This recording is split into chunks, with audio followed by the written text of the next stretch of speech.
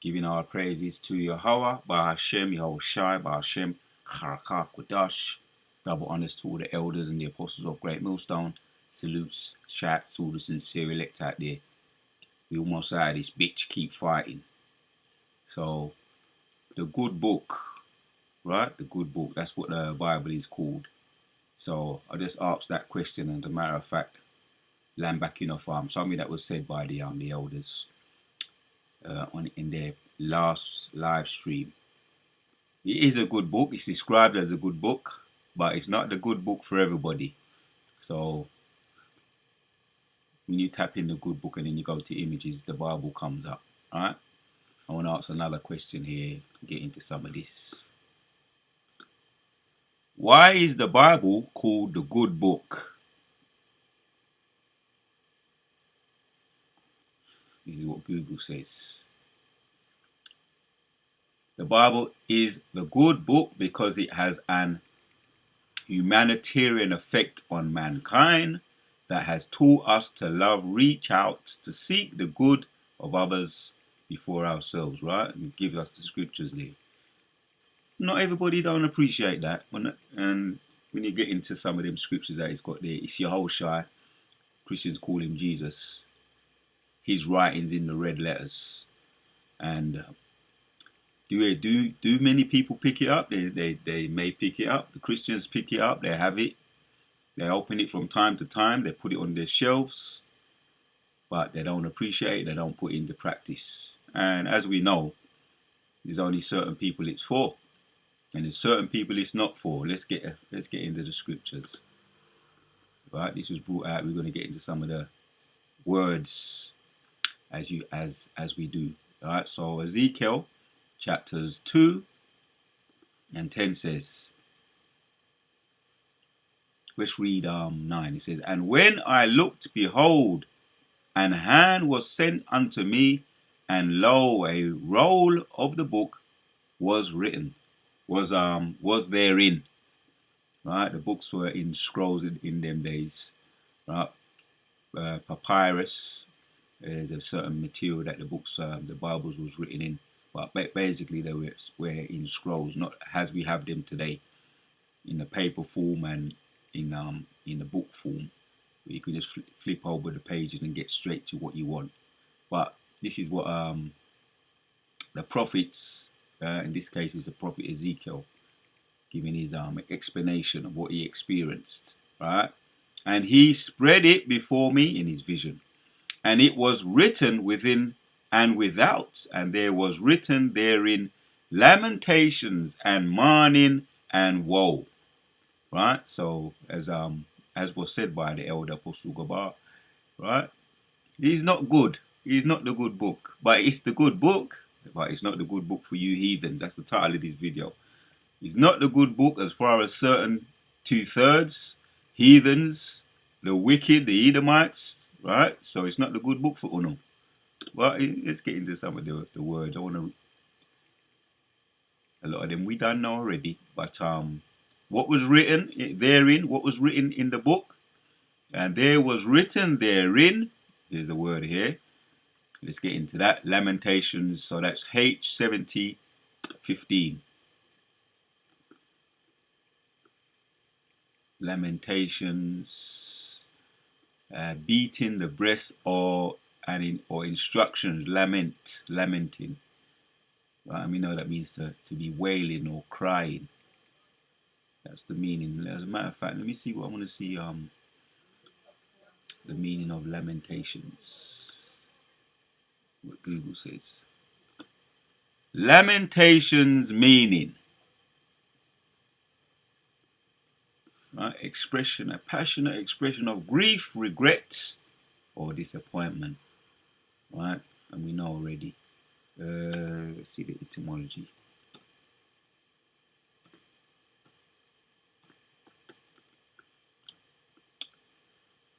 From the old French, cry, directly from Latin.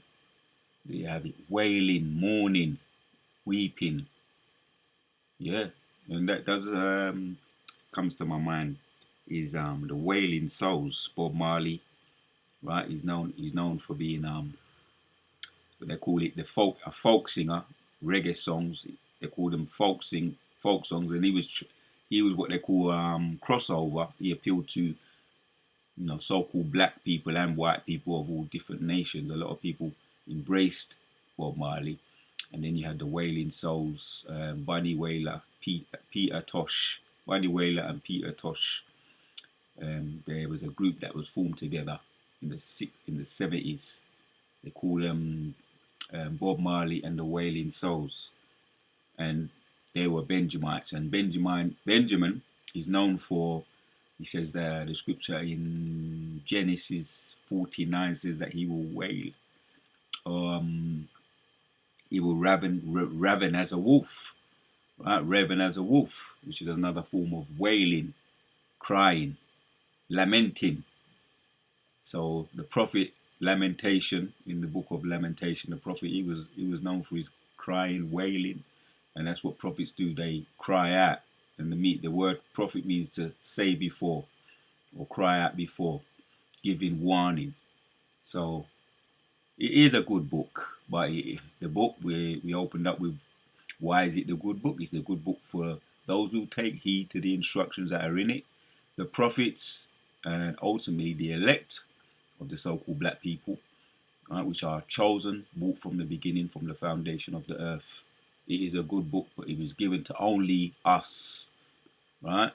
Hence the word we're looking at right now, lamenting. Right? Let's see if we get anything else out here. Strong's H 7015. Kina. Yep. Accompanied by beating, so a dirge, another form of wailing, crying, beating the breast, and that's what they used to do when they was in they used to put on sackcloths, the prophets, when they was wailing, and go down on the floor and put the dust over their head and go into it, right? Lamenting, crying. In some cases, asking for mercy for themselves or asking for mercy for their people. Something that King David did, something that Jonah did. For the most part, a lot of prophets did that, wailing, lamenting. So that's one word we looked at there, to lament. And this is what is the good book, by the way. This is what's in the good book for those that didn't know. We didn't learn about that or get into it in the scriptures.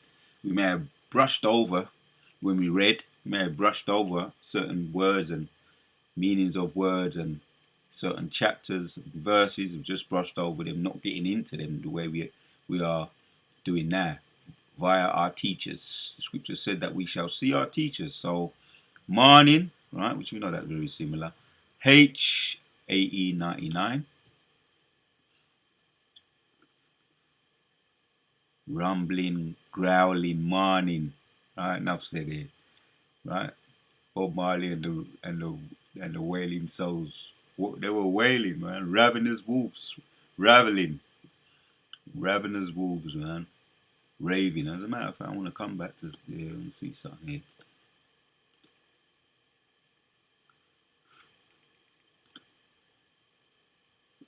Wailing meaning. Making a prolonged high-pitched cry, sound, out of pain, grief. Yep. Bob Marley and the Wailing Souls. They were ravening. They were raving as a wolves. Right? Raving as a wolf. The scripture says that that's what Benjamin would do. Howling, making a prolonged high-pitched cry or sound out of pain, grief. And also you had Little Richie back in the days of blues, right? In the days of the blues, it was making that sound there. Is another form of crying in pain, sound of pain, grief, right? Refers to a person's cry like a mourner at a funeral, enough said. So, right, that's another thing that just come to my mind. Rumbling, growling, mourning, sigh, right? The days of blues in the 50s and the 60s, the 40s, when we were on the cotton field, we'd be singing. That's how that was invented, by the way, and it formed out And rock and roll also formed out of the blues, not by the so-called white people. It formed from the so-called black people, who were in that state of pain, right? Mourning, right? The blues music. So they were wailing, right? Making the point here. This is in the scriptures, and that's why prophets knew what to do when they needed to. They were doing that, right? Many a prophet we could speak about. Ezekiel I mentioned, even David too, when he went off with fornicating with Bathsheba, when he was punished for it, and the Most High said, "I'm going to deal with your wife was pregnant, Bathsheba was pregnant, and she's going to be punished by." He dealt the child a blow, and David didn't want it to happen, but he was so upset he went down and he mourned it, hoping that the Most High would have mercy on him. But the Most High did deal with the child a blow because of how the child came about, because he fornicated, or he was an adulterous relationship that he had with Bathsheba, and we know how it ended up. He paid for it, but it was forgiven. Most High didn't delete his life, but yet sorrow fell on his family, sins fell on his family, trouble was in his household, but he was another one who mourned, right? Put on sackcloth and mourned from dusk till dawn, asking for mercy.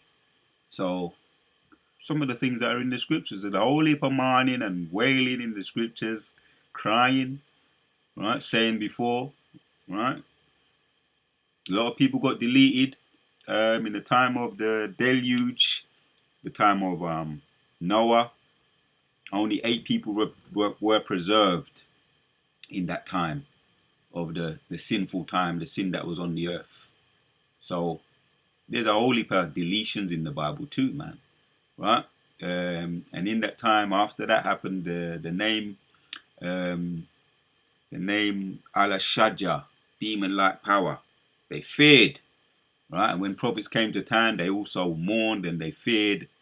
They were aware of was it going to be a good thing, message, or a bad message.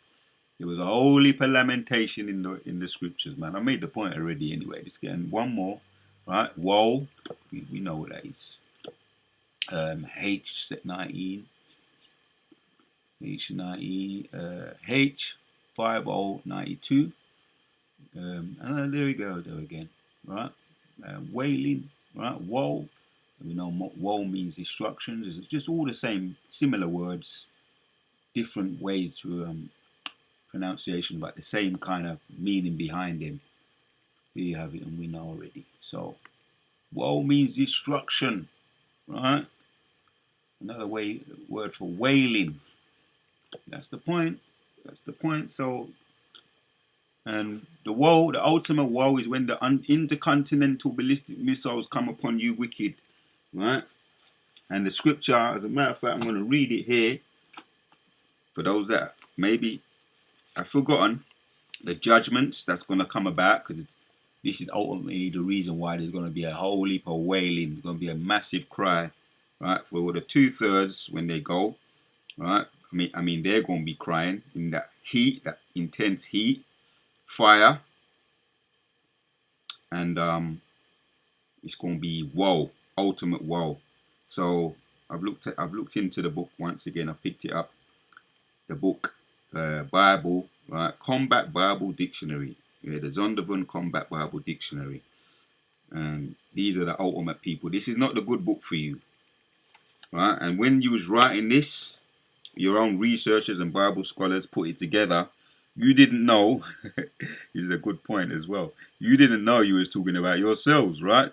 Going to Edom, the Edomites, 142. You didn't know when you was writing it out, putting the scriptures together, bringing out all the different facts and dates and receipts, that you was ultimately talking about your own future judgment, your own selves, right? So let's get down to the certain paragraph I'm looking for under Edom. It says, Edom figures prominently in the prophetic scriptures as the scene of great future judgments. She is the only neighbor of the Israelites who was not given any promise of mercy from God. There you have it, Akim. Right? That's why it's not the good book for you. Right? That's why it's not the good book for you. Right? And when I get into that scripture as well, I'm going to get the scripture to back it up. The scripture is Malachi 1. Let's get that one.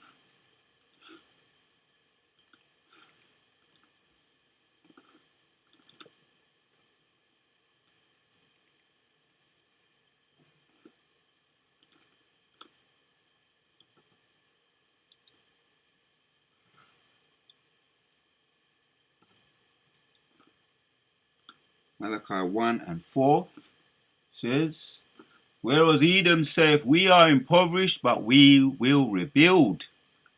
We will return and build the desolate places.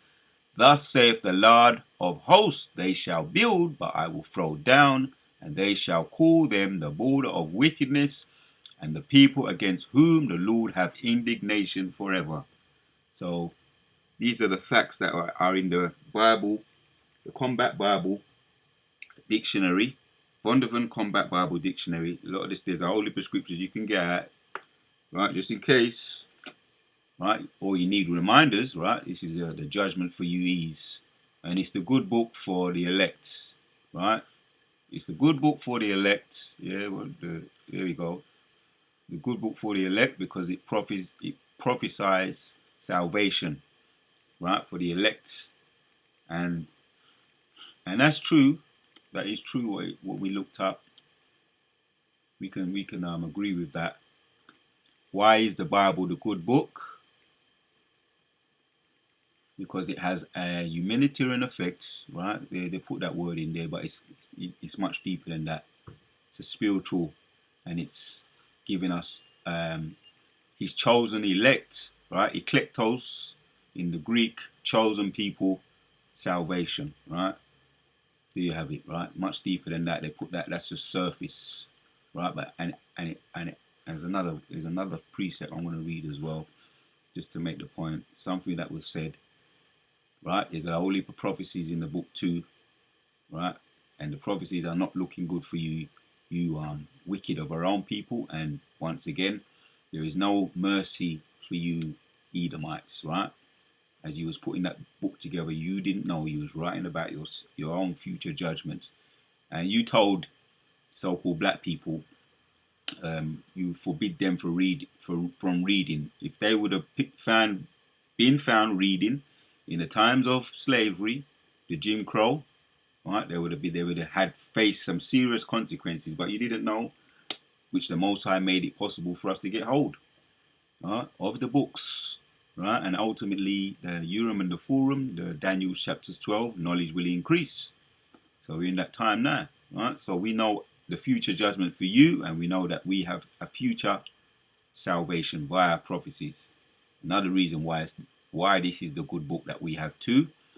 Let's get 2 Timothy 3 and 14 says, but continue thou in the things which thou hast learned and hast been assured of, knowing of whom thou hast learned them, right? Timothy's mentor, Apostle Paul, was instructed to continue in the good book, that from a child thou hast known the holy scriptures, which are able to make thee wise unto salvation through faith which is in a Mashiach, Yahushua Mashiach, right? The good book. All scriptures is given by inspiration of God, and is profitable for doctrine, for reproof, for correction, for instruction in righteousness, that a man of God may be perfect, thoroughly furnished unto all good works.